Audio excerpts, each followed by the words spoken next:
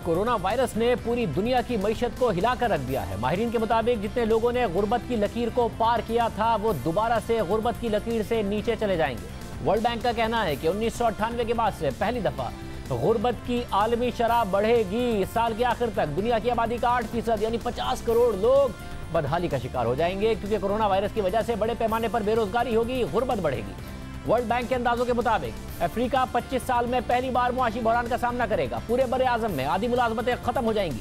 जनूबी एशिया को 40 साल की बदतरीन मुआशी सूरत हाल का सामना करना पड़ेगा। सिर्फ बांग्लादेश में गारमेंट सेक्टर से जुड़े 10 लाख अफराद अपनी मुलाजमतों से महरूम हो चुके हैं। दुनिया की आधी वर्क फोर्स मुलाजमत से महरूम हो जाएगी, गुर्बत बढ़ेगी। पाकिस्तान में भी मईशत 1.5% सुकड़ेगी। क्या इस हवाले से मामलात होंगे? हफीज पाशा साहब, साबिक वज़ीर ख़ज़ाना, हमारे साथ मौजूद है। पाशा साहब, बहुत शुक्रिया। सबसे पहले कल हुकूमत ने तेल की कीमतों में कमी की, ज़ाहिर टैक्स महसूलात भी हुकूमत की कम है, तो जितना प्रपोज किया गया था उससे कम की। अपोजिशन एतराज़ कर रही है। आप समझते एक मुनासिब फैसला है, क्योंकि आप भी डिमांड कर रहे थे, या इससे ज़्यादा हो सकता था? मैं समझता हूँ कि हमारी हुकूमत ने बहुत मुनासिब कदम लिया है। कीमत जो उन्होंने कम की, तेल के आपके पेट्रोल की कीमत 15 रुपये और फिर हाई स्पीड डीज़ल की 27 रुपये, ये बहुत बड़ा कदम था इनका। और इसके नतीजे में अगर ये साल भर क़ायम रहा तो इंशाअल्लाह इसके नतीजे में पूरे पाकिस्तान के लोगों को तकरीबन 300 अरब का फ़ायदा है। इससे ज़्यादा इसलिए करने में दिक्कत हो सकती थी कि खुदा न खास्ता अगर कीमतें थोड़ा बढ़ना शुरू हो जाएं तो फिर बढ़ाने की ज़रूरत पड़ेगी। तो कुशन रखा है, मगर बहुत छोटा कुशन रखा है।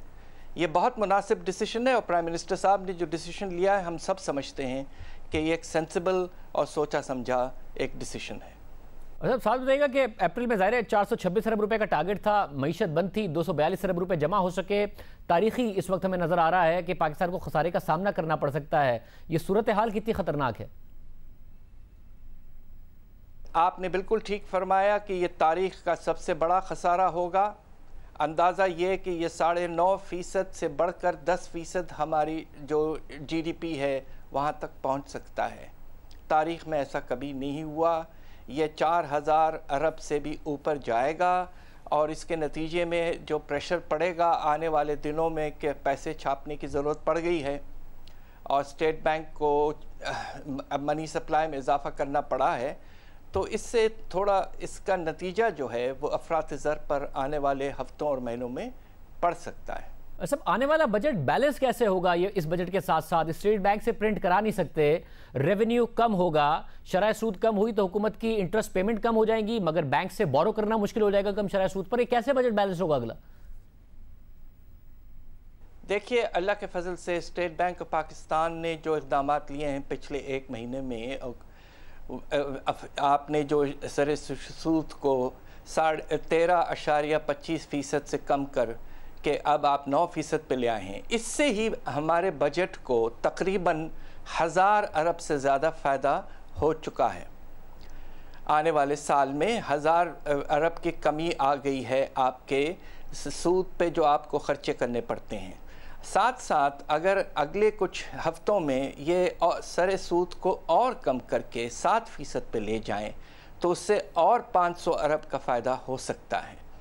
तो अगर 1500 अरब की सेविंग होती है आपके डेट सर्विसिंग में, या जो आप सूद का कर्ज़ों पे पैसा जो वापस करते हैं, तो बजट की पोजीशन आने वाले साल में अल्लाह के फजल से इस साल से नुमाया तौर पर बेहतर हो सकती है। मगर सबसे बड़ा सवाल यह है कि क्या रेवेन्यूज़ में किस रफ्तार से इजाफा होगा आने वाले साल में, उसके बारे में इस वक्त कहना बहुत मुश्किल है। मगर कम से कम एक्सटर्नल सेक्टर में आपको इस्तेहकाम दिख रहा है। IMF ने पैसे दिए, 10 अरब डॉलर के करीब हमारे रिजर्व चले गए थे, 12 अरब डॉलर हो गए हैं। करंट अकाउंट खसारे में मार्च के महीने में 99% कमी, तेल की कीमतें वैसे रिकॉर्ड सतह पर कम है। अब अगर मईशत खुले भी तो आप समझते हैं कि हमारे एक्सटर्नल सेक्टर पर खतरा नहीं होगा, या वो भी दोबारा मंडला रहा होगा? ये बहुत आपका अहम सवाल है। देखिए, ज़रा इस बात को हम ज़रा गौर करें कि हमारे जो तवाज़ुन अदायगी है उसमें क्या हो रहा है।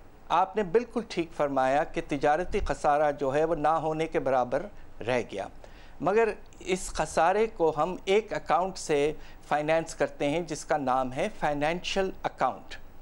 इसमें जो बाहर से पैसा आता है, फॉरेन इन्वेस्टमेंट हो या बाहर से कर्ज़े आते हैं या प्राइवेट सेक्टर कुछ पैसे अपने इन्वेस्टमेंट के लिए लाता है, तो ये सब फाइनेंशियल अकाउंट में आता है और उसके नतीजे में फाइनेंशियल अकाउंट में सरप्लस होता है आमतौर पे, और उसके नतीजे में हमारा जो खसारा है तिजारत का हम उसे मीट कर लेते हैं। मगर पहली दफ़ा बहुत अरसे के बाद मुझे अफसोस से कहना पड़ रहा है कि करंट अकाउंट में तो बेहतरी बहुत आई है, मगर फाइनेंशियल अकाउंट खसारे में चले गया, $1500 मिलियन खसारे में। और करंट अकाउंट तकरीबन ना होने के बराबर होने के बावजूद आपके रिज़र्व्स में 1.5 अरब डॉलर की पिछले महीने कमी आई थी।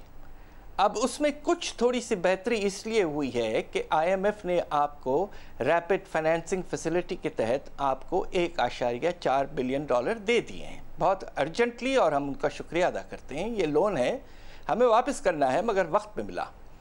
मगर ये साथ साथ ये देखिए कि जो हमारा प्रोग्राम चल रहा था, IMF का प्रोग्राम पिछले साल से, वो रुक गया है और ये बहुत ही परेशान कुन हालात हैं, इसलिए कि अगर IMF का प्रोग्राम इस वक्त हमारा कायम ना रहा तो बाहर से पैसा आना बहुत हद तक रुक सकता है और अगले साल हमारे बैलेंस ऑफ पेमेंट्स की पोजीशन तवाज़ुन अदायगी में काफ़ी हमें परेशानी हो सकती है। पाकिस्तान इस वक्त दलदल से बिल्कुल नहीं निकला।